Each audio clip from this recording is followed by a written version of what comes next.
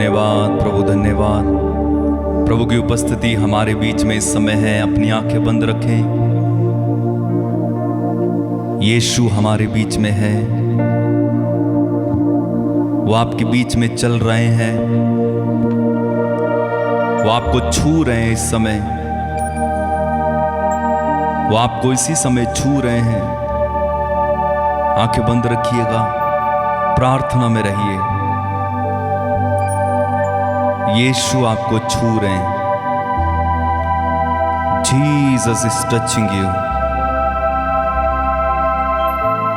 प्रार्थना में रहें, जिद करें, प्रभु मुझे तू चाहिए। आज पवित्र आत्मा का दिन है। मुझे पवित्र आत्मा से भरना। प्रभु मुझे पवित्र आत्मा का अभिषेक देना। वही आत्मा जो सागर पर मंडराता था, वही आत्मा जो चेलों पर उतरा, वही आत्मा जो तुझ पर था, वही आत्मा जो आग लेकर आता है, वो मुझ पर उतर आए। प्रार्थना करें, प्रभु मुझे पवित्र आत्मा का अभिषेक चाहिए। I want the anointing of the Holy Spirit। मुझे पवित्र आत्मा का अभिषेक चाहिए। प्रार्थना करो इस समय, प्रार्थना करो। अगर आपका पति शराबी है, उसको पवित्र आत्मा का अभिषेक चाहिए। आपके बच्चे सुनते नहीं है, उन्हें पवित्र आत्मा का अभिषेक चाहिए। आपका रिश्ता टूटा है, पवित्र आत्मा का अभिषेक चाहिए। उसका अभिषेक आएगा, सब कुछ सही हो जाएगा। मांगो मेरे भाई, मांगो मेरी बहन, इस समय मुंह खोल कर मांगो, दिल खोल कर मांगो। प्रभु कहते हैं जो अपना मुंह खोलेगा मैं उसे भर दूंगा। मांगे, कहें पवित्र आत्मा चाहिए, मुझे पवित्र आत्मा चाहिए। Lord I want Holi spirit. मुझे पवित्र आत्मा चाहिए। कहो कहो, अपने मन में कहो, जोर जोर से कहो, मुझे पवित्र आत्मा चाहिए, मुझे पवित्र आत्मा चाहिए। बोलिए बोलिए बोलिए बोलिए।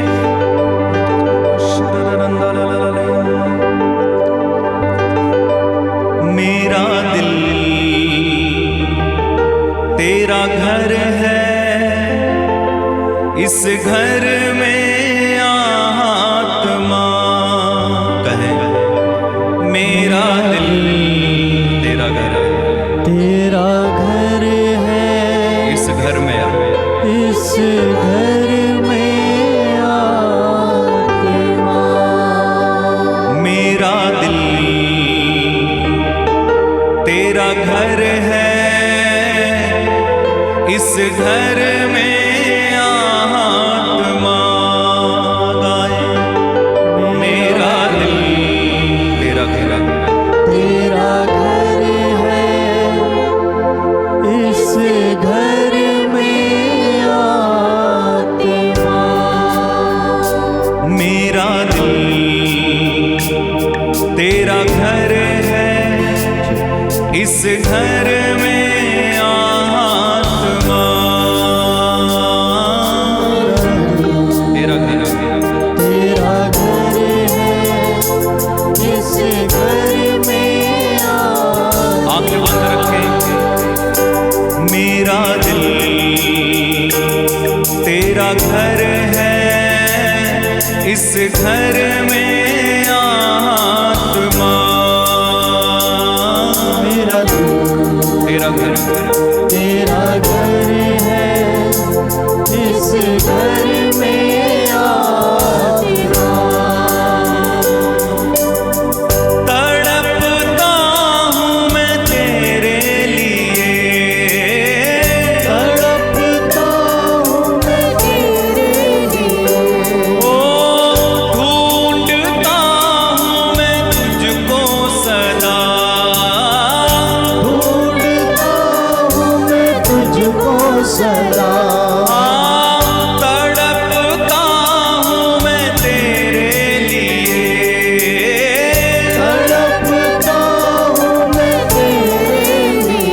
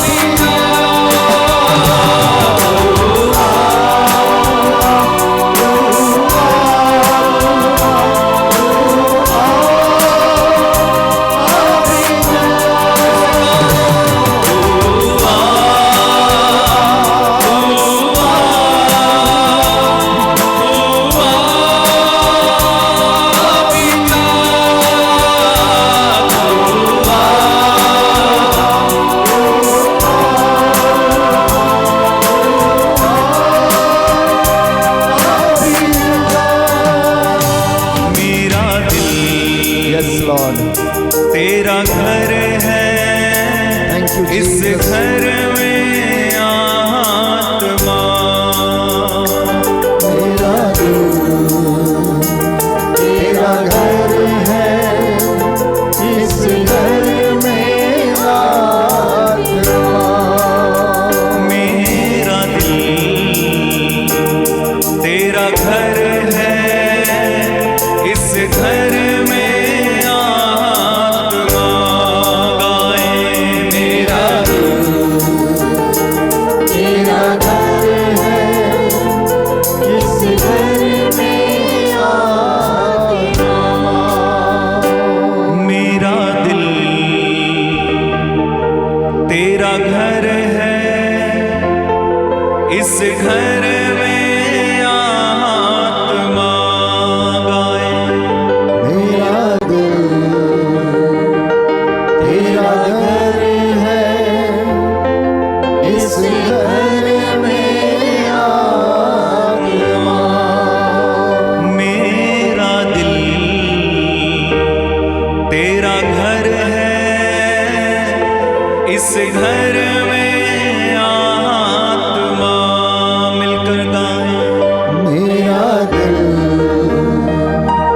तेरा घर है, इस घर में आत्मा। धन्यवाद पिता ईश्वर, तेरी आराधना हो, महिमा हो, स्तुति हो, जय जयकार हो प्रभु। जीवन देने वाले, चंगा करने वाले, स्वास्थ्य प्रदान करने वाले, हम सबके लिए प्रबंध करने वाले पिता ईश्वर, हम तेरी पाक हजूरी में प्रभु इस वक्त मौजूद हैं। प्रभु यीशु, आपने कहा जहाँ पर 2 या 3 मेरे नाम से एकत्र होते, मैं उनके बीच में उपस्थित हूँ। इस वक्त हम विश्वास करते हैं तू हमारे बीच में हाजिर है। प्रभु बोल, तेरा दास सुन रहा है।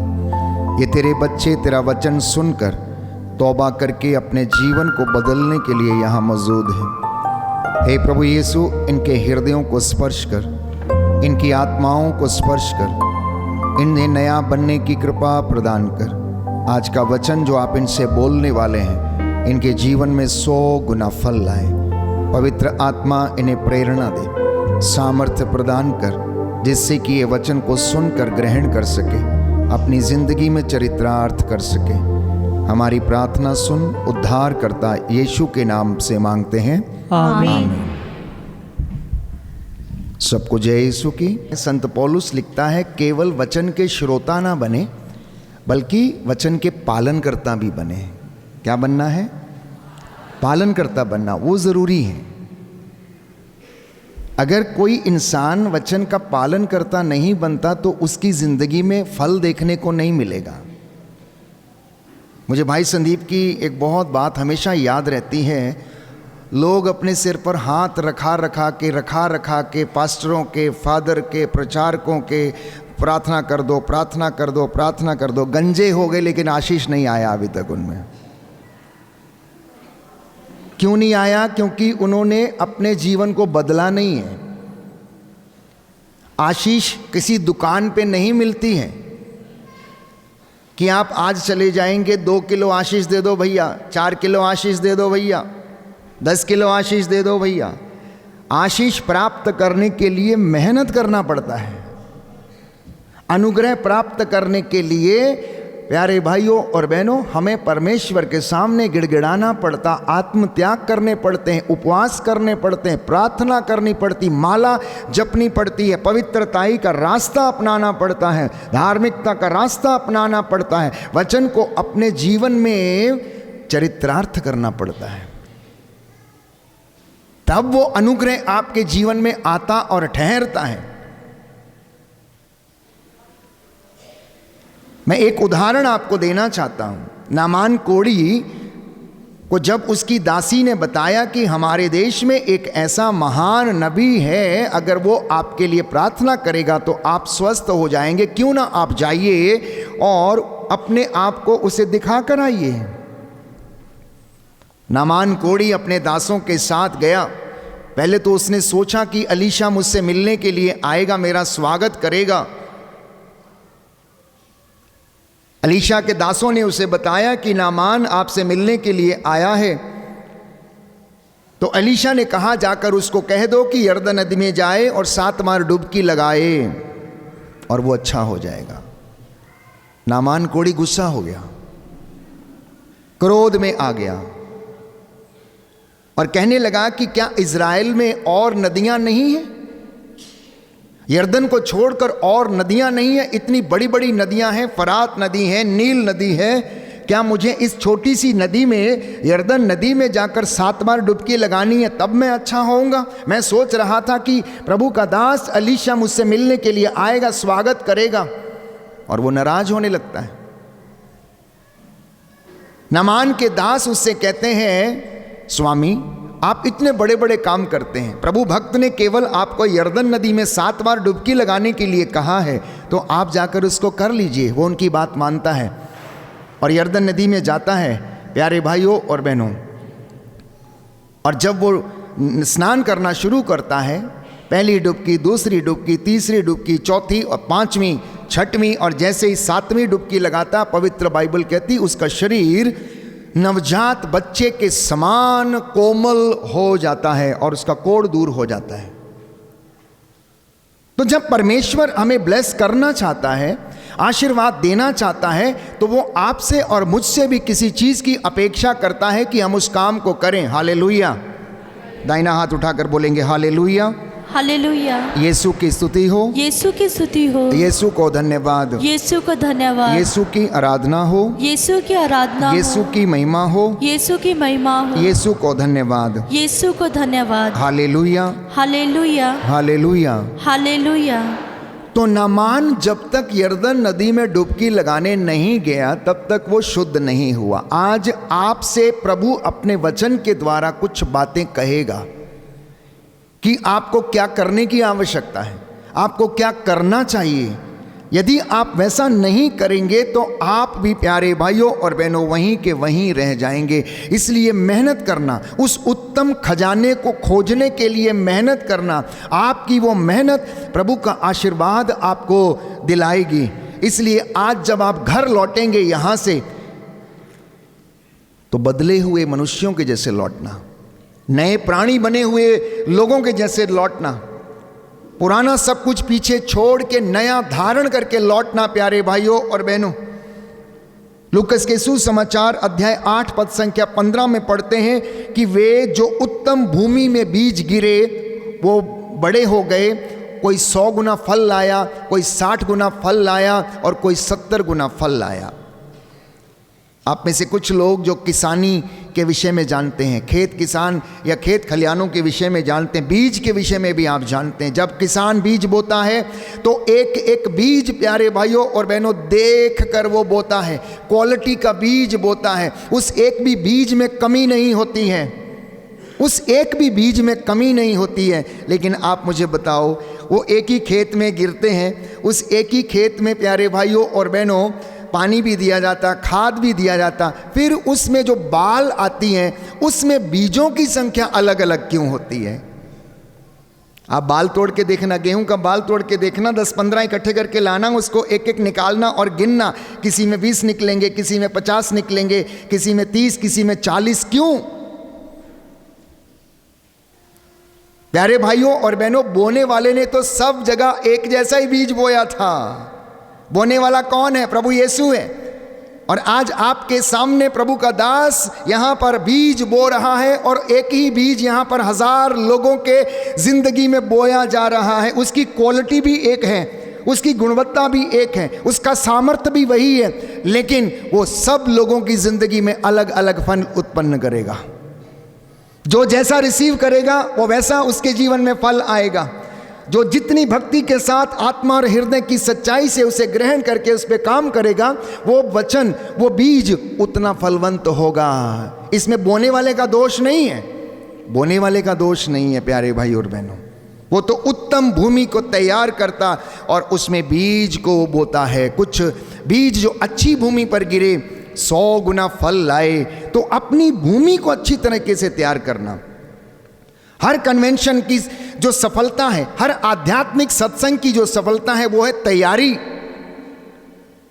वो है अपने गुनाहों का तौबा करना, अपना पुराना सब कुछ निकालना और नया उसमें भरना। अगर पहले से ही पुराना उसमें भरा हुआ है, नया आप भर नहीं सकते। हालेलुया, यीशु की स्तुति हो, यीशु की स्तुति हो, यीशु को धन्यवाद, यीशु को धन्यवाद, यीशु की आराधना हो, यीशु की आराधना हो, यीशु की महिमा हो, यीशु की महिमा हो, यीशु को धन्यवाद। यीशु को धन्यवाद। हे प्रभु यीशु, हे प्रभु यीशु, मेरे जीवन में, मेरे जीवन में, मेरे परिवार में, मेरे परिवार में अपने वचन का अपने वचन का 100 गुना फल उत्पन्न कीजिए। 100 गुना फल उत्पन्न कीजिए। Hallelujah, hallelujah, hallelujah, hallelujah, hallelujah. Hallelujah.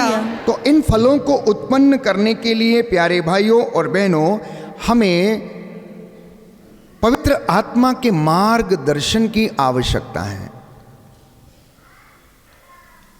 पवित्र आत्मा के मार्गदर्शन में जब आप चलेंगे तो हम सांसारिक चीज़ों में आसक्त नहीं होंगे। मैं ये नहीं कहता कि आप एंटरटेनमेंट ना करें, पिकनिक ना जाएं, अपने सांसारिक जीवन को ना जिएं, परंतु संत पौलुस हमें समझाना चाहता है कि आप इन सांसारिक चीज़ों में आसक्त ना हो जाएं। आप इनमें अपनी खुशी मत खोजिए।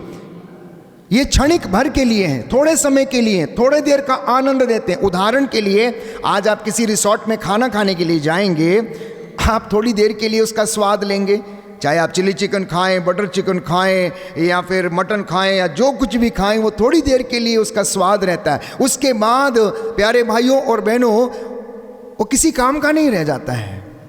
वो आपको शरीर की थोड़ी सी ताकत देता है, उसके बाद मलद्वार के द्वारा वो निकल जाता है और आप वैसे के वैसे ही हो जाते हैं।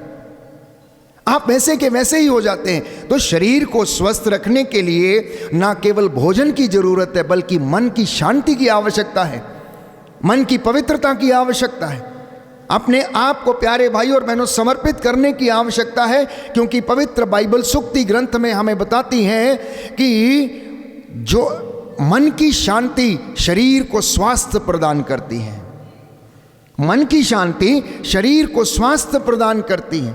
जो ईर्ष्या से भरा रहता है वो उसकी हड्डियों के लिए क्षय बन जाता है, वो उसकी हड्डियों के लिए क्षय बन जाता है। इसलिए आज पवित्र आत्मा प्यारे भाइयों और बहनों आपसे बात करना चाहता है कि आप अपना नवीनीकरण कैसे करेंगे, आप अपना नवीनीकरण कैसे करेंगे। और नवीनीकरण होता है प्रायश्चित के द्वारा। नवीनीकरण होता है प्रायश्चित के द्वारा। अब आप सवाल पूछेंगे, हमें किन चीज़ों के लिए प्रायश्चित करना है चाहिए फादर जी? हर वो चीज़ जो ईश्वर के मार्ग पर आपको जाने से रोकती है, उसके लिए प्रायश्चित करने की आवश्यकता है। हर वो चीज़ जो आपको पवित्रताई में रहने के लिए रोकती है, आपके बंधन बनती है, उसके लिए आपको तौबा करने की आवश्यकता है।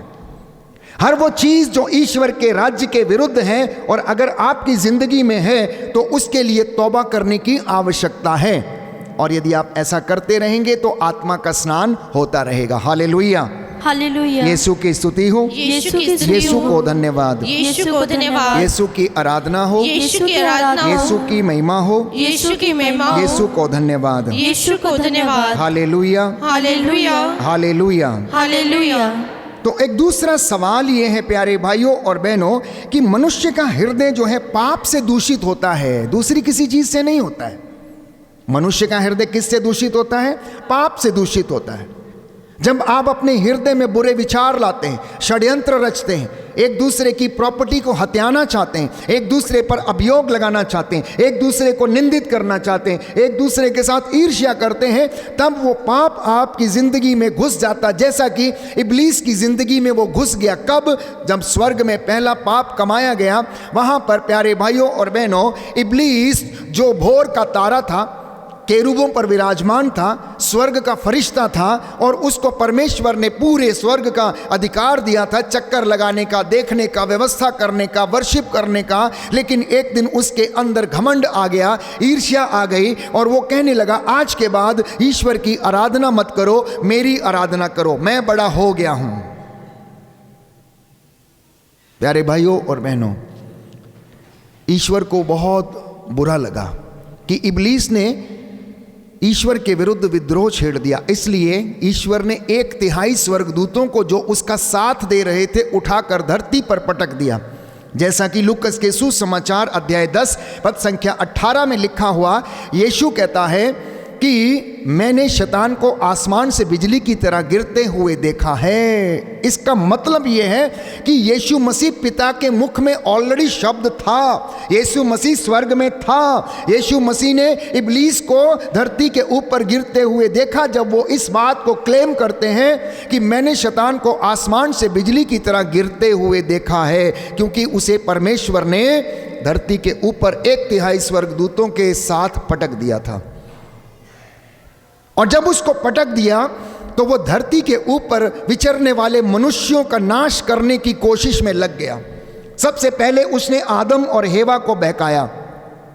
उसने हेवा के जरिए आदम को पकड़ा और उसके घराने को नष्ट कर दिया, और पाप प्यारे भाइयों और बहनों उसकी जिंदगी में आ गया और उनके द्वारा मनुष्य जाति में फैल गया, बाइबल कहती है। इतना ही नहीं, पवित्र वचन ये कहता, शैतान की ईर्ष्या के कारण पाप इस दुनिया में आया, सर्वत्र दुनिया में फैल गया, और संत पौलुस लिखता है उस पाप का वेतन मृत्यु है। अब आप कहेंगे फादर जी मैंने तो कोई पाप ही नहीं किया, मैं तो बहुत अच्छा हूं, मैं तो प्रार्थना करता हूं, मैं तो उपवास करता हूं, मैं तो दान देता हूं, मैं तो दान पुण्य करता हूं, दक्षिणा देता हूं, मैं तो चर्च जाता हूं, मैं रोज प्रार्थना करता हूं। प्यारे भाइयों और बहनों, पवित्र बाइबल हमें बताती है, प्रभु का वचन रोमियो के पत्र अध्याय 3 पद संख्या 23 में कहता, सबने पाप किया और सब ईश्वर की महिमा से वंचित हैं। सबने पाप किया और सब ईश्वर की महिमा से वंचित हैं। योहन का पहला पत्र यदि आप खोलेंगे, वहां पर लिखा हुआ, अगर कोई ये कहता है कि हमने पाप नहीं किया तो वो झूठ बोलता है, कहता वो झूठ बोलता है। हालेलुया, यीशु की स्तुति हो, यीशु की स्तुति हो, यीशु को धन्यवाद, यीशु को धन्यवाद, यीशु की आराधना हो, यीशु की आराधना, यीशु की महिमा हो, यीशु की महिमा, यीशु को धन्यवाद, यीशु को धन्यवाद। Hallelujah, hallelujah. हे प्रभु यीशु, हे प्रभु यीशु, अपने वचन के द्वारा, अपने वचन के द्वारा मुझे शुद्ध कीजिए, मुझे शुद्ध मुझे कीजिए, पवित्र कीजिए। मुझे पवित्र कीजिए। Hallelujah, hallelujah, hallelujah. हालेलुया। लिखा है योहन का पहला पत्र अध्याय 2 पद संख्या 4 और उससे आगे, जो कहता है कि मैं उन्हें जानता हूं किंतु उनकी आज्ञाओं का पालन नहीं करता, वो झूठा है और उसमें सच्चाई नहीं है। परंतु जो उनकी आज्ञाओं का पालन करता है उसमें ईश्वर का प्रेम परिपूर्णता तक पहुंचता है। और जो कहता है कि मैं उनमें निवास करता हूं, उसे वैसा ही आचरण करना चाहिए जैसा कि मसीह ने आचरण किया। Hallelujah, hallelujah, hallelujah, hallelujah. Yeshu की स्तुति हो, यीशु की स्तुति हो, यीशु को धन्यवाद, यीशु को धन्यवाद, यीशु की आराधना हो, यीशु की यीशु आराधना की महिमा हो, यीशु की महिमा यीशु हो, को धन्यवाद। यीशु को तो धन्यवाद। अगर कोई ये कहता है मैं उपवास करता हूं, मैं प्रार्थना करता हूं, दान पुण्य करता हूं, मैं संस्कारों को योग्य रीति से ग्रहण करता हूं, तो प्यारे भाइयों और बहनों, प्रभु का वचन ये कहता, संत पौलुस लेता है कि उस मनुष्य को ईसा मसीह के जैसे आचरण भी करना चाहिए। ईसा मसीह के मनोभावों के अनुसार उसे जीवन व्यतीत करना चाहिए। अगला वचन मैं आपके लिए पढ़ना चाहता हूं, योहन का पहला पत्र अध्याय 1 पद संख्या 8 और उससे आगे, यदि हम कहते हैं कि हम निष्पाप हैं तो हम अपने आप को धोखा देते हैं और हम में सत्य नहीं है।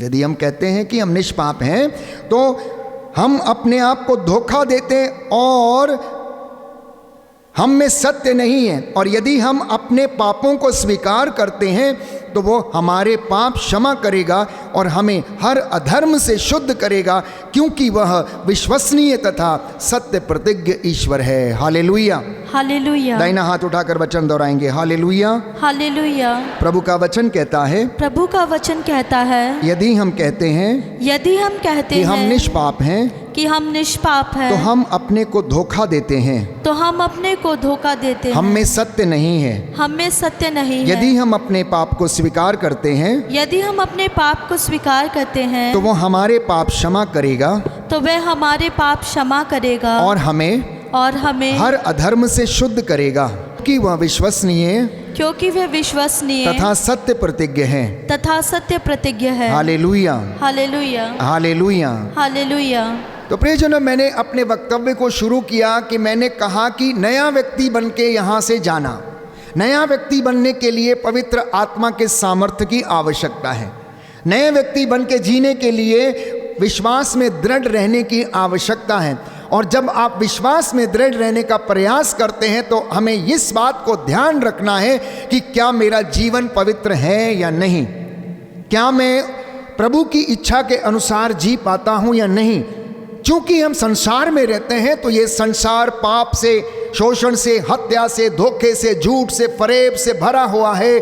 चारों तरफ प्यारे भाइयों और बहनों संसार का नायक इब्लीस लोगों को बहकाने के चक्कर में पड़ा रहता है, फाड़ खाने के चक्कर में पड़ा रहता। इसलिए संत पौलुस कहता आप सावधान रहें, पाप से दूर रहें, बचे रहें और अपने आप को प्रभु की इच्छा के अनुसार समर्पित करके प्रार्थना करते रहें। क्योंकि आप लोगों के विषय में ईश्वर की इच्छा ये है कि आप पवित्रताई का जीवन व्यतीत करें। बोलिए आमेन। आमेन। दाहिना हाथ उठाकर मेरे पीछे दोहराइए, hallelujah, hallelujah, hallelujah, hallelujah, hallelujah. Hallelujah. हे प्रभु यीशु, हे प्रभु यीशु, मैं वादा करता हूँ मैं वादा करता हूँ पवित्रता का जीवन जीऊंगा, पवित्रता का जीवन जीऊंगा, प्रायश्चित का जीवन जीऊंगा। प्रायश्चित का जीवन जीऊंगा। Hallelujah, hallelujah, hallelujah. हालेलुया।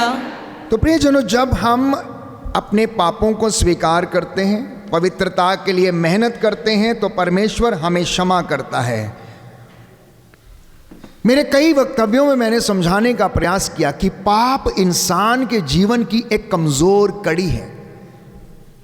आपने जंजीर देखी है, लोहे की जंजीर देखी है, उसकी कड़ियां देखी हैं, उसकी एक भी अगर कड़ी कमजोर होगी तो वो प्यारे भाइयों और बहनों वेट को सहन नहीं कर पाती है। वो कड़ी अगर जरा सी भी कमजोर होगी, खुली होगी, तो वहां से वो जो चीज उसके साथ लटकाई गई है वो गिर जाएगी। तो इसका विशेष रूप से ध्यान रखना है कि कौन सा पाप आपकी जिंदगी को खाए जा रहा है, कौन सी ऐसी बात जो आपकी जिंदगी में, जो आपके जीवन की कमजोर कड़ी है और शैतान उस कमजोर कड़ी को देखता रहता। उदाहरण के लिए, अगर किसी को झूठ बोलने की आदत है तो वो उसके जीवन की कमजोर कड़ी है। अगर किसी को निंदा करने की आदत है तो ये उसके जीवन की कमजोर कड़ी है। अगर किसी को धोखा देने की आदत है तो ये उसकी जिंदगी की कमजोर कड़ी है। अगर किसी को दूसरों के प्रति वासना से भरपूर होकर आकर्षित होने की आदत है तो ये उसके जीवन की कमजोर कड़ी है। अगर किसी को अश्लीलता की आंखों में अश्लीलता को देखने की आदत है तो ये उसके जीवन की कमजोर कड़ी है। इस प्रकार से बहुत सी ऐसी चीजें हो सकती हैं। नशा हो सकता है, मोबाइल का एडिक्शन होता है, यहाँ तक कि ज़्यादा मोबाइल के ऊपर अन्य चीज़ों को देखना, उसमें आसक्त हो जाना, ये भी उसके जीवन की कमजोर कड़ी है और उसकी उन्नति में बाधा बनती है। चाहे वो आर्थिक उन्नति हो, चाहे सामाजिक उन्नति हो, चाहे वो आध्यात्मिक उन्नति हो, ये उसके जीवन की कमज़ोर कड़ी बन जाती हैं और एक दिन उसको अपने आगोश में लेकर समाप्त कर देती है। Hallelujah, hallelujah. यीशु की स्तुति हो, यीशु की स्तुति हो, यीशु को धन्यवाद, यीशु को धन्यवाद, यीशु की आराधना हो, यीशु की आराधना हो, यीशु की महिमा हो, यीशु की महिमा हो, यीशु को धन्यवाद, यीशु को धन्यवाद। हालेलुया। हालेलुया। तो जब इंसान इस तरीके की चीजों में फंस जाता है तो वो अपने आप को ईश्वर से दूर करने लगता है। पवित्र बाइबल यशाया नबी के ग्रंथ अध्याय 59 पद संख्या 2 में कहती है कि तुम्हारे अधर्म ने तुमको परमेश्वर से दूर किया। किसी व्यक्ति ने नहीं किया। किसने किया?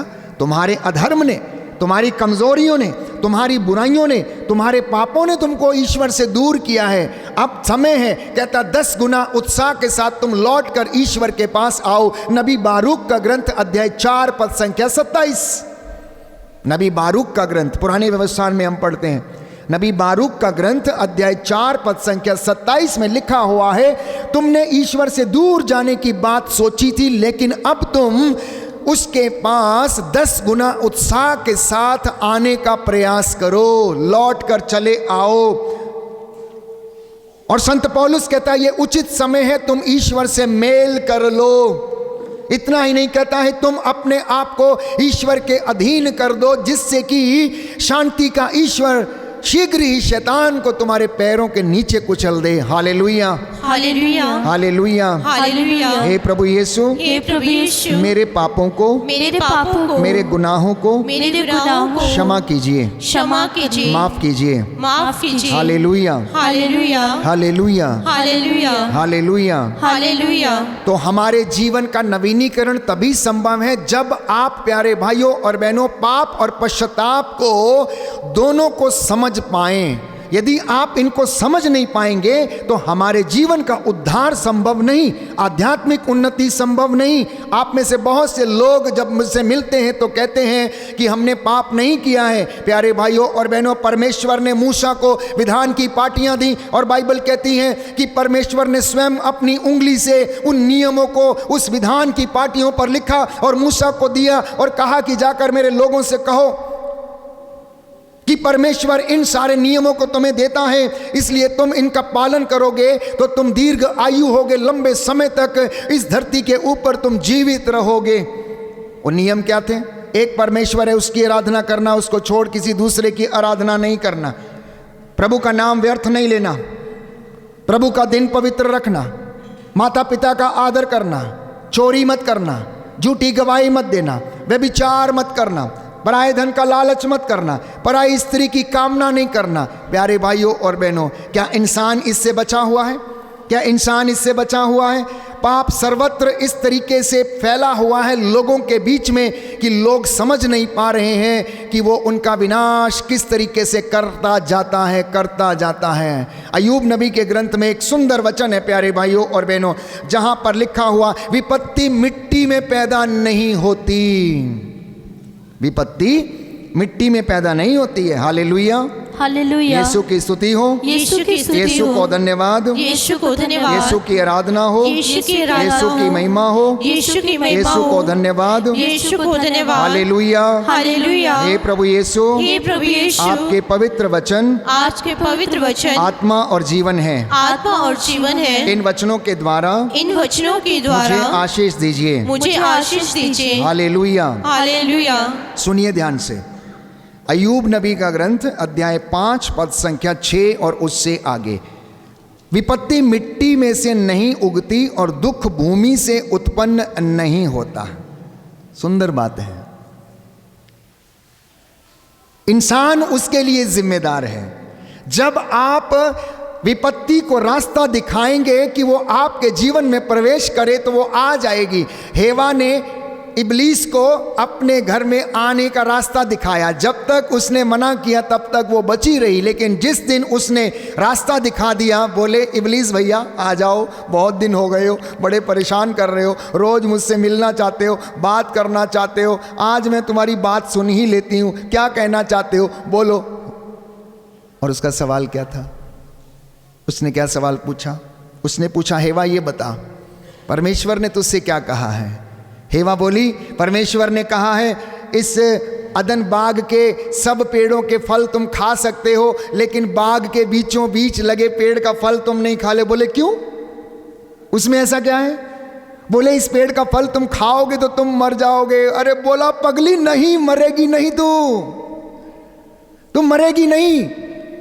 परमेश्वर जानता है कि तू अगर फल खा लेगी तो उसके जैसे बन जाएगी। बस इतना काम करके इब्लीस वहां से चला गया और हेवा परेशान होने लगी। 1 दिन बीता, 2 दिन बीता, 4 दिन बीता, हो सकता है 6 दिन, 5 दिन, हफ्ता बीता होगा। सोचती रही इस पेड़ का फल खाऊं ना खाऊं। आप में से कई लोग ऐसे हैं जिनको मोबाइल पे प्रलोभन दिए जाते हैं, इन्वेस्ट करिए 100 का 200 मिल जाएगा, आपके लिए ये स्कीम बहुत बढ़िया है, यहाँ प्लॉट खरीद लीजिए, यहाँ पर इन्वेस्ट कर दीजिए, जल्दी आइए, आखिरी दिन है, आखिरी समय है, ऑफर खत्म हो रहा है। और इब्लीस भी हेवा को ऑफर देके चला गया उसके बाद। और हेवा सोचती रही, अब मैं इसको फल खा के ईश्वर के जैसे कैसी बनूं मैं। और उसने गलती कर दी प्यारे भाई और बहनों। वो उस शक में जीने लगी, परमेश्वर से दूर जाने लगी। मैं समझता हूं अगर वो परमेश्वर के पास जाती, मशवरा करती, उससे पूछती कि आज इब्लीस आया था प्रभु और वो ये कह रहा था, ये ऐसा क्यों? और परमेश्वर उसे समझाता, वही बात आप लोगों की जिंदगी में भी है। जब आपको कोई प्रलोभन दे, जब आपका जीवन पाप की ओर बढ़े, बुराई की ओर बढ़े, तो बैठ के परमेश्वर से पूछना, प्रभु की संगति में आके बैठना, परम प्रसाद के सामने आके बैठना, वचन को खोल के पढ़ना कि प्रभु जो मैं करने जा रहा हूं क्या ये मेरे लिए उचित है। बाइबल कहती है जो जल्दी धनी बनना चाहता है उसे दंड दिया जाएगा। वो जल्दी सब कुछ अपना समाप्त कर लेता है। हेवा ने सोचा मैं धनी बन जाऊंगी बहुत जल्दी। प्रभु से चोरी चोरी जाके फल खा लिया, उसको तोड़ के। मालिक का बगीचा उसके बिना पूछे उसको तोड़ के फल खा लिया। और नतीजा क्या हुआ? हेवा तूने क्या किया? नहीं बोली, सांप आया था उसने बहका दिया। अच्छा, सांप ने बहका दिया, क्या तू समझदार नहीं थी? अब देख तूने ऐसा किया, मैं तेरे प्रसव की पीड़ा को बढ़ाऊंगा, मैं तेरे प्रसव की पीड़ा को बढ़ाऊंगा। कहता आदम ये तूने क्या किया? नहीं बोले, जिस औरत को तूने मेरे साथ रखा है उसने मुझे फल खाने को दिया और मैंने खा लिया। प्यारे भाइयों और बहनों, और परमेश्वर उन तीनों लोगों को दंड देता है। तो जिंदगी भर पेट के बल चलेगा, जिंदगी भर मिट्टी खाएगा, तू इंसान की एड़ी काटेगा और स्त्री का वंश तेरे सिर को कुचलेगा। आदम से उसने कहा तू जिंदगी भर मिट्टी खोदेगा, बोलता है। इसलिए आप दिन रात मेहनत करते, पसीना बहाते, 12-12 घंटे जॉब करते हैं, तब जाके आपको रोटी मिलती है। आप जॉब ना करिए, काम ना करिए, रोटी नहीं देगा कोई भी आपको। प्यारे भाइयों और बहनों, ये ईश्वर का दंड समझिए या आशीर्वाद समझिए। अब जब आपको ऐसी मेहनत करके आपको फिर से उस अनुग्रह को प्राप्त करने की आवश्यकता, इसलिए इंसान के 60, 70, 80 बरस जो हैं ये प्रायश्चित में गुजर जाते हैं, ईमानदारी से, पवित्रता से जीवन को व्यतीत करने में गुजरते हैं, क्योंकि फिर से उस महिमा को प्राप्त करना है। And that is the reason you and me are listening to the word of God, so that we can refine ourselves spiritually, we can renew ourselves spiritually.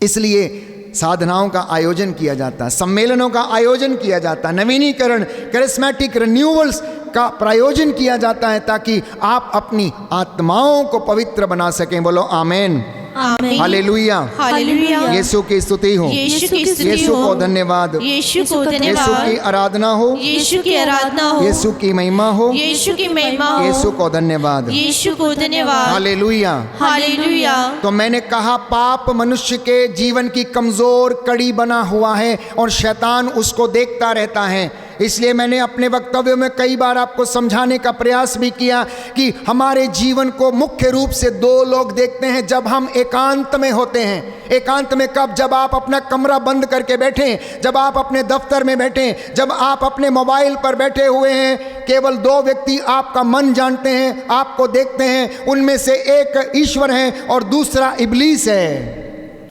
शैतान आपको भटकाना चाहता है, एक एक वचन आपसे चुराना चाहता है, एक एक वचन आपसे चुराना चाहता है कि ये कहीं सुन ना ले ये वचन और इसका जीवन ना बदल जाए, नहीं तो मैं तो एक वोट मेरा कम हो जाएगा, बोलेगा।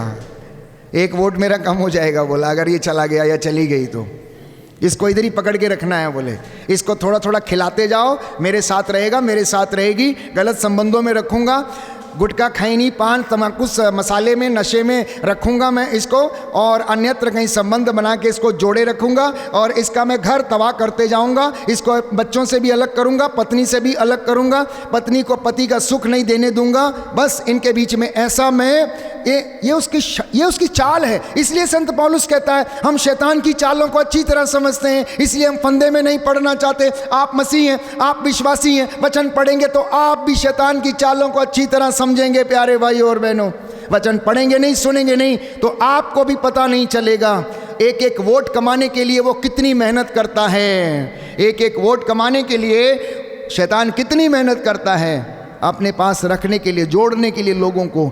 आज प्यारे भाइयों और बहनों, आधुनिक युग में उसने नौजवान पीढ़ी को, बच्चों को एडिक्ट बना दिया है, एडिक्ट बना दिया है। उस जमाने में उसने वो एप्पल, जो सेब बाइबल हमें बताती है कि अदन वाटिका में खाया, उस समय वो गोल था और उसके द्वारा पाप कराया।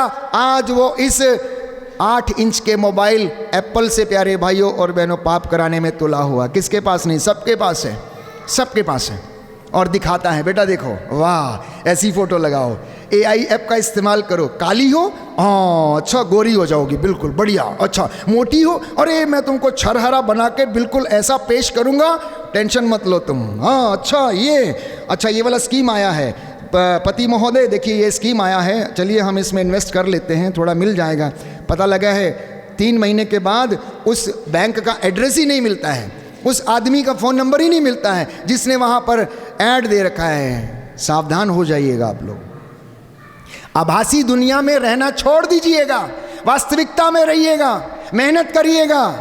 पुराने ज़माने में एक घर में माँ इतना मेहनत करती थी, अपने 7-7, 8-8 बच्चों को संभालती थी, पूरे 10-10 बच्चों को खिलाती थी, 5-5 बच्चों को खिलाती थी। हमें याद है जब हम अपने 4-5 भाई बहन सब मिलकर, हमारी माँ चूल्हे पर बैठकर रोटी हमको खिलाती थी, बनाती थी, एक एक रोटी सबकी थाली में परोसती थी। आज की माताएं, आज की नौजवान युवतियां काम करना नहीं चाहती हैं प्यारे भाई और बहनों। उन्हें सबसे पहले मोबाइल को परोसना है, या फिर थक गई हैं तो आके आराम फरमाना है। जमाना बदल गया है।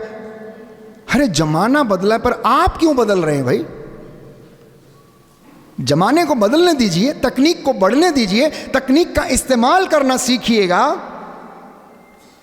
जो आपका उद्धार कर सके, ना कि आपको बर्बाद कर सके। मैंने कई मर्तबा कहा, बच्चों को जो गंदी आदतें लगती हैं कई बार वो अपने मम्मी पापा से सीखते हैं, अपनी माँ से सीखते हैं। मम्मी सुर्खी बिंदी लगा के एक अच्छा सा पोज लेगी, डीपी लगाएगी, तो क्या आपकी बेटी रह जाएगी? क्या आपकी बेटी नहीं लगाएगी? क्या कल कोई उसको देखेगा, AI सोशल मीडिया प्लेटफॉर्म पे उसकी पिक्चर का गलत इस्तेमाल होगा, तो इसका दोषी कौन है? आपने रास्ता दिखाया है, आपने अपने बच्चे को ये सब करने के लिए प्रोत्साहित किया है।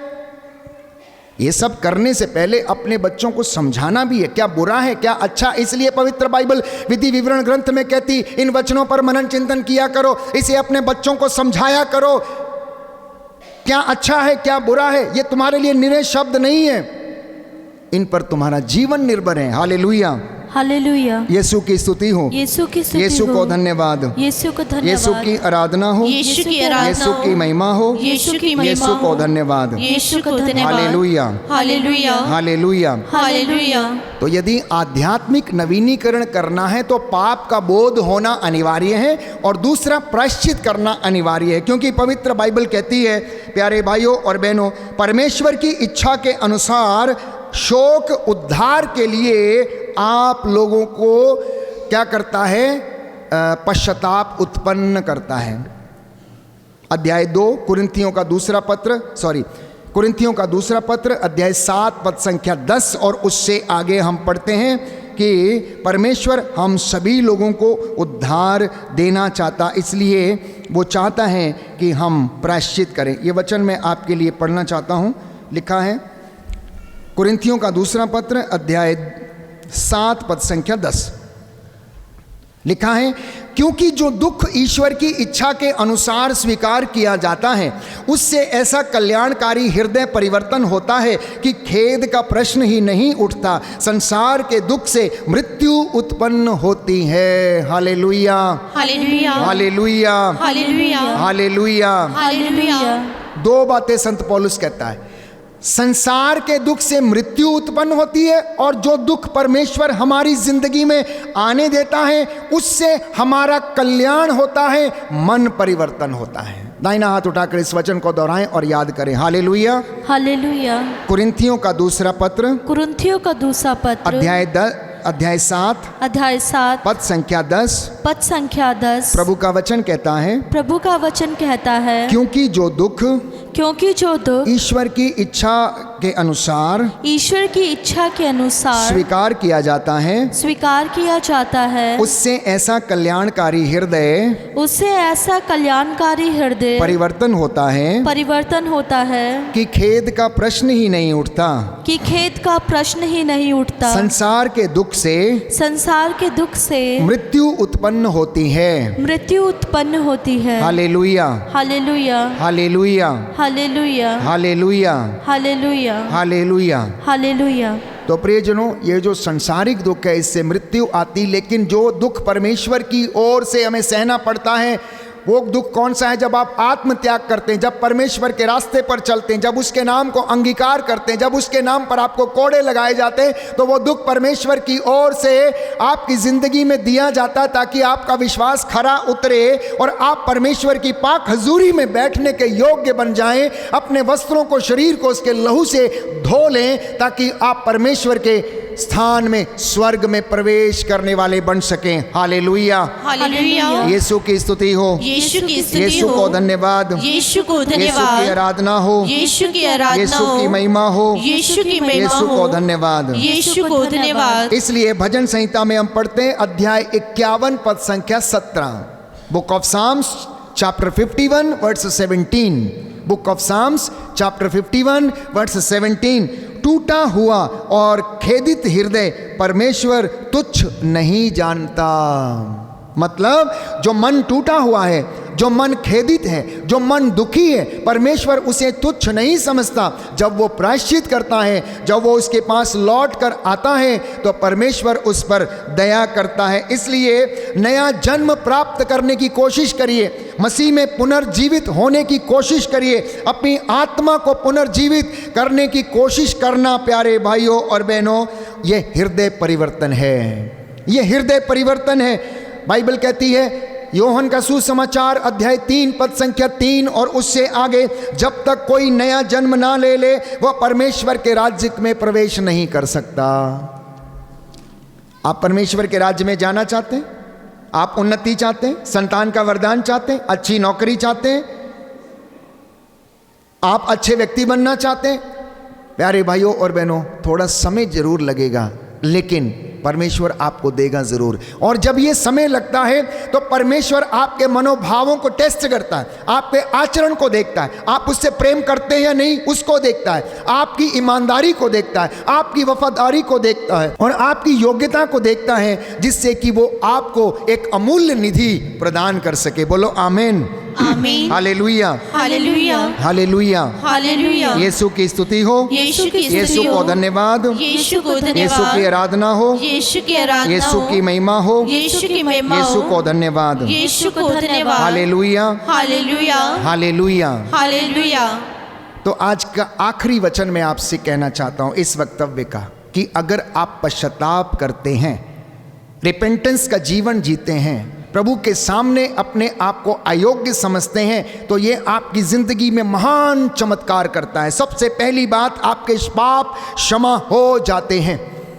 योहन का पहला पत्र अध्याय 1 पद संख्या 9, यदि हम अपने पापों को स्वीकार करते हैं तो वो हमारे पापों को क्षमा कर देता है और हमारे सब अधर्म से हमें शुद्ध करता है। ये पहली बात। दूसरी बात जो होती है हमारी जिंदगी में, हमारा हृदय नया बनता है और उसमें आत्मा आकर निवास करती है। जैसा कि परमेश्वर का वचन संत पौलुस हमें कुरिन्थियों को लिखते हुए लिखता है कि क्या तुम नहीं जानते कि तुम्हारा शरीर पवित्र आत्मा का मंदिर है, जो इसे नष्ट करेगा मैं उसे नष्ट करूंगा। तो दूसरी बात यह है प्यारे भाइयों और बहनों, कि हमें नई आत्मा और नया हृदय प्रभु प्रदान करता यदि कोई व्यक्ति प्रायश्चित करता है। जैसा कि एजेकियल नबी के ग्रंथ अध्याय 36 पद संख्या 26 में लिखा हुआ है, मैं तुम्हें नया हृदय प्रदान करूंगा और तुम में नई आत्मा, अपनी आत्मा को रखूंगा और तुम में जीवन आ जाएगा, आंतरिक चंगाई आपको मिलने लगती है। तीसरी बात प्यारे भाइयों और बहनों, हमारा मेल परमेश्वर से हो जाता है। यशायाह लिखता है अध्याय 59 पद संख्या 2 और उससे आगे कि तुम्हारे अधर्म ने तुमको ईश्वर से दूर किया, अब तुम्हारा प्रायश्चित तुमको ईश्वर के नजदीक लेकर आएगा। चौथी बात जो होगी हमारे जीवन में, हम नए प्राणी बनते हैं, नई सृष्टि बनते हैं। जैसा कि कुरिन्थियों को लिखते हुए दूसरे पत्र में संत पौलुस अध्याय 5 पद संख्या 17 में लिखते हैं, जो मसीह में आ गया, मतलब जिसने मसीह को स्वीकार कर लिया, जिसने मसीह के नाम का बपतिस्मा ग्रहण कर लिया, जिसने अपने हृदय का खतना कर लिया, वो नया प्राणी बन गया है, वो नया व्यक्ति बन गया है। और ये वचन आपके सुधार के लिए हैं, ये वचन आपके नए जीवन के लिए, ये वचन आपके भविष्य के लिए, ये वचन आपकी उन्नति के लिए, ये वचन आपके आध्यात्मिक उन्नति के लिए। बोलिए आमीन। आमीन। हे प्रभु यीशु, हे प्रभु यीशु, मैं इन वचनों को मैं इन वचनों को स्वीकार करता हूँ। स्वीकार करती हूँ। Hallelujah, hallelujah, hallelujah. हालेलुया। पांचवी बात, पवित्र आत्मा के फल आपको प्राप्त होते हैं। और इतना ही नहीं, पवित्र आत्मा आपके द्वारा कार्य करने लगता है। जैसा कि प्रेरितों के कार्यकलाप अध्याय 2 पद संख्या 38 में लिखा हुआ है, पश्चाताप करो और उचित फल उत्पन्न करो। पश्चाताप करो और तुम्हें आत्मा का वरदान मिलेगा। इस वचन को मैं आपके लिए पढ़ना चाहता हूँ। Hallelujah, hallelujah. यीशु की स्तुति हो, यीशु की स्तुति यीशु हो। को धन्यवाद, यीशु को धन्यवाद। यीशु की आराधना हो, यीशु की आराधना यीशु हो। की महिमा हो, यीशु की महिमा हो। यीशु को धन्यवाद। यीशु को धन्यवाद। Hallelujah, hallelujah, hallelujah, hallelujah, hallelujah. Hallelujah. लिखा है प्रेरितों का कार्यकलाप अध्याय 2 पद संख्या 38 और उससे आगे, पेतरुस ने उन्हें यह उत्तर दिया, आप लोग पश्चाताप करें, आप लोगों में प्रत्येक अपने अपने पापों की क्षमा के लिए ईसा के नाम पर बपतिस्मा ग्रहण करे। इस प्रकार आप पवित्र आत्मा का वरदान प्राप्त करेंगे। बहुत से लोग पवित्र आत्मा के वरदानों की अभिलाषा करते लेकिन मिलते नहीं है। आके घंटों यहाँ पर वर्शिप करते हैं, लेकिन परमेश्वर का वचन कुछ और कह रहा है। आप लोग पश्चाताप करें कहता है, तब आपको पवित्र आत्मा का फल और उसका वरदान दिया जाएगा। खाली बैठकर घंटों मध्यस्थता करना वो आपको सहायता करेगा, लेकिन पश्चाताप करना आपको आत्मा के फल और वरदान दिलाएगा। जैसा कि लिखा है, इस प्रकार आप पवित्र आत्मा का वरदान प्राप्त करेंगे। कैसे? जान लीजिए। पवित्र आत्मा में जो बढ़ना चाहते हैं, पवित्र आत्मा का जो बपतिस्मा ग्रहण करना चाहते हैं, उन्हें क्या करना पड़ेगा? उन्हें पश्चाताप करना पड़ेगा। चाहे वो मध्यस्थ प्रार्थना दल के सदस्य क्यों ना हो, चाहे वो मेरे जैसे दास प्रचारक क्यों ना हो, चाहे वो वर्शिपर क्यों ना हो, चाहे वो पल्ली समिति के सदस्य क्यों ना हो, चाहे वार्ड मेंबर क्यों ना हो, चाहे आपकी सहायता करने वाले लोग क्यों ना हो, अगर वो पश्चाताप करेंगे तो पवित्र आत्मा के वरदान उन्हें दिए जाएंगे। जैसा कि प्यारे भाइयों और बहनों, प्रेरितों के कार्यकलाप में संत लूकस हमें बताता है। Hallelujah, hallelujah. यीशु की स्तुति हो, यीशु की स्तुति हो। यीशु को धन्यवाद, यीशु को धन्यवाद। यीशु की आराधना हो, यीशु की आराधना यीशु हो। की महिमा हो, यीशु की महिमा यीशु को हो। धन्यवाद, यीशु को धन्यवाद। हालेलुया। हालेलुया। तो पश्चाताप करने से प्यारे भाइयों और बहनों जीवन में अच्छे फल उत्पन्न होते हैं। पश्चाताप करने से शांति, प्रेम और आनंद की अनुभूति होती है। पश्चाताप करने से आप दूसरों के लिए गवाही बन जाते हैं। पश्चाताप करने से आपके अंदर अनंत जीवन की आशा जो है फिर से वो बढ़ने लगती हैं, वो बढ़ने लगती हैं और परमेश्वर आपको ब्लेस करता है। बोलिए आमीन, आमीन। इसलिए आज से अपने परिवार में प्यारे भाइयों और बहनों इस पश्चाताप का उचित फल उत्पन्न करना शुरू कर दीजिए। मैंने कई मर्तबा कहा, अगर कोई पुरोहित पश्चाताप करता है, उदाहरण के लिए कलीसिया का पल्ली पुरोहित यदि वेदी के सामने घुटना टेककर हाथों को उठाकर अपनी प्रभु की प्रजा के लिए दया की भीख मांगता है, प्रायश्चित करता है, तो ये घटना कलीसिया के लिए एक मुख्य घटना बन जाती है। इंग्लिश में इसे सुंदर तरीके से कहा गया है, confession of A priest. Confession of a priest becomes an important event in the life of the church. एक पुरोहित का सच्चा पाप स्वीकार प्रभु की कलीसिया के लिए, विश्वासियों के लिए एक मुख्य घटना बन जाता है। जैसा कि प्यारे भाइयों और बहनों परमेश्वर का वचन योएल नबी के ग्रंथ में लिखता है, परमेश्वर यह कहता है, ऐ याजकों, मैं तुम्हें आदेश देता हूं, मैं चाहता हूं कि तुम वेदी के सामने घुटना टेको, मेरी प्रजा के लिए जो भटकी हुई है तुम प्रायश्चित करो। इतना ही नहीं, यशायाह लिखता है, मेरी प्रजा को इनके पापों के विषय में पढ़कर सुनाओ, इनके अपराधों के विषय में पढ़कर सुनाओ, क्योंकि ये वचन के ज्ञान के अभाव में भटकी हुई है, अपने अपने रास्ते पर चली हुई है। तो अगर एक पुरोहित का सच्चा पाप स्वीकार कलीसिया के लिए मुख्य इवेंट बन जाता है, तो उसी तरीके से मम्मी पापा का पाप स्वीकार ग्रहण करना, मम्मी पापा का प्रायश्चित करना, मम्मी पापा का सॉरी बोलना उसके परिवार के लिए भी एक मुख्य इवेंट बन जाता है प्यारे भाई और बहनों, और वो उसके बच्चों के लिए आशीर्वाद लेकर आता है। आप मत सोचिए कि ये कोई कन्फेशन एक थोड़ी छोटी मोटी चीज़ है, नहीं प्यारे भाई और बहनों। The grace of the confession, confessional की वो जो ग्रेस है हमें आत्मिक उन्नति, शारीरिक उन्नति, स्वास्थ्य की उन्नति, आध्यात्मिक उन्नति, पारिवारिक उन्नति हमें प्रदान करती है। और वो कृपा जो आप कन्फेशन से लेकर जाते हैं वो आपके बच्चों की जिंदगी में भी लाभकारी होती है। बोलिए आमेन, आमीन, हालेलुया, हालेलुया। यीशु की स्तुति हो, यीशु की स्तुति हो, यीशु को धन्यवाद, यीशु को धन्यवाद, हालेलुया, हालेलुया, हालेलुया। हालेलुया। तो अंत में पारिवारिक नवीनीकरण कैसे करना है, अपना नवीनीकरण कैसे करना है, मैं चंद बातें कह के मैं समाप्त करता हूं। नियमित रूप से प्रार्थना करना सीख जाइए, पहली बात, पहला नियम है परिवार को नया बनाने के लिए। दूसरा, पवित्र वचन को अपनी दिनचर्या में शामिल करें। सुबह शाम कम से कम एक पैराग्राफ वचन का आप अवश्य पढ़ें घर में और उसको डिक्लेयर करें, यीशु का वचन आप डिक्लेयर करें। तीसरा, एक दूसरे को क्षमा करना सीखें। चौथा, आपस में एक दूसरे के साथ प्रेम से वार्तालाप करें। पांचवा, बच्चों को आध्यात्मिक शिक्षा दें। छठवां, घर में परमेश्वर के वचन को सम्मान दें। कितने घरों में ऑल्टर बनाए हैं और वो ऑल्टर साफ हैं? परमेश्वर को प्रथम स्थान वहां पर है। जिन्होंने नहीं बनाए आज जाके बनाना।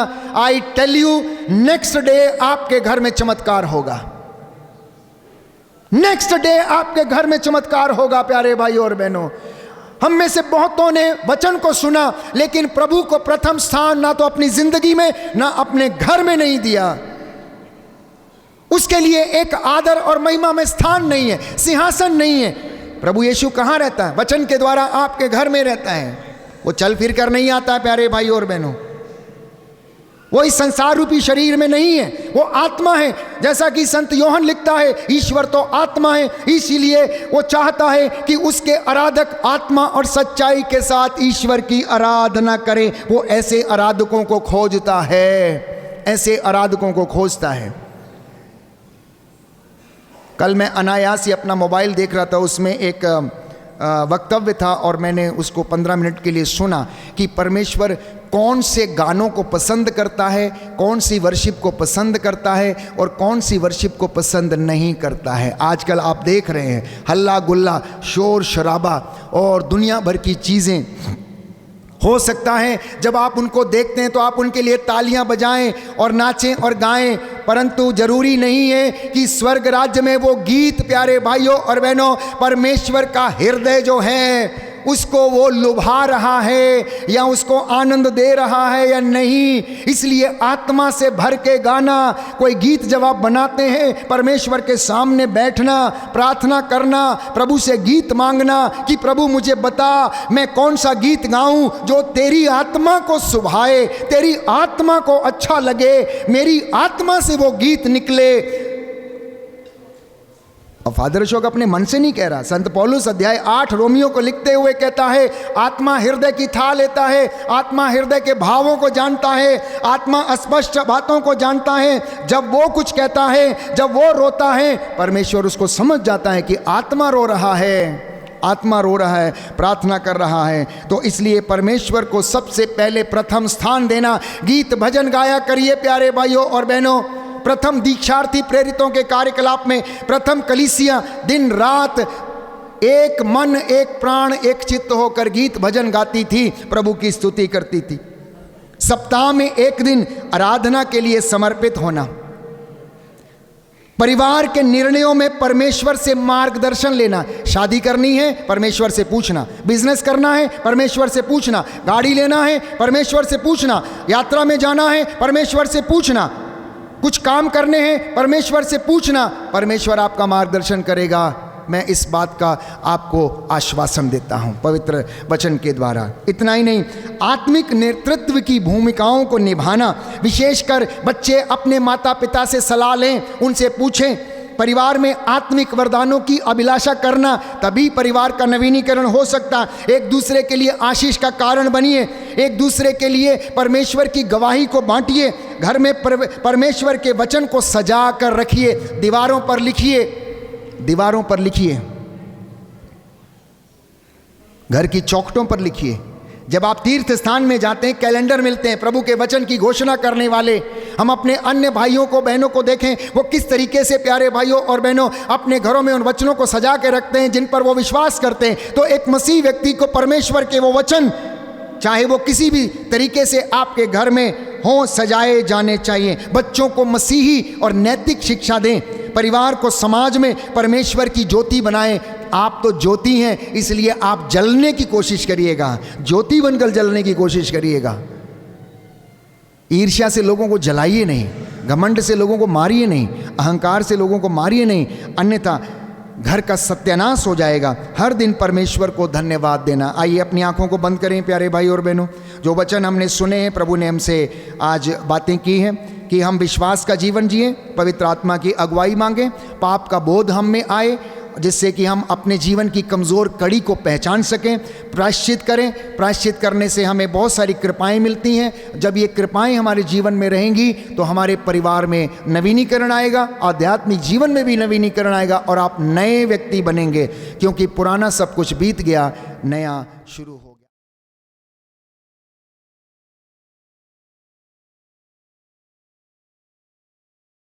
यीशु तेरी आराधना सारे बंधनों को तोड़ देती है।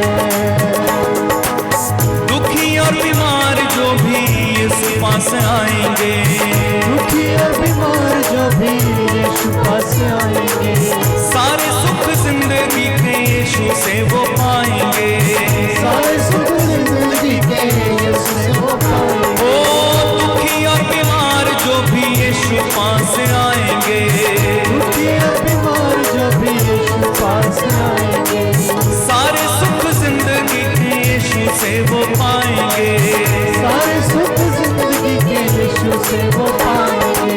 यीशु तेरी आराधना, यीशु तेरी आराधना, यीशु तेरी आराधना,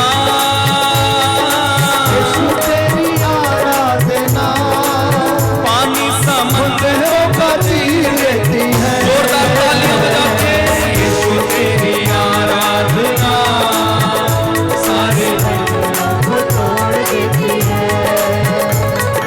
यीशु तेरी आराधना सारे बंधनों को तोड़ देती है।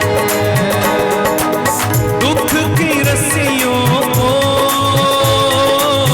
दुख की रस्सियों को एक पल में वो तोड़ देती है। जोरदार तालियों के साथ यीशु तेरी आराधना सारे बंधनों को तोड़ देती है। गाओ गाओ, रुको यीशु तेरी आराधना, सारे बंधनों को तोड़ देती है।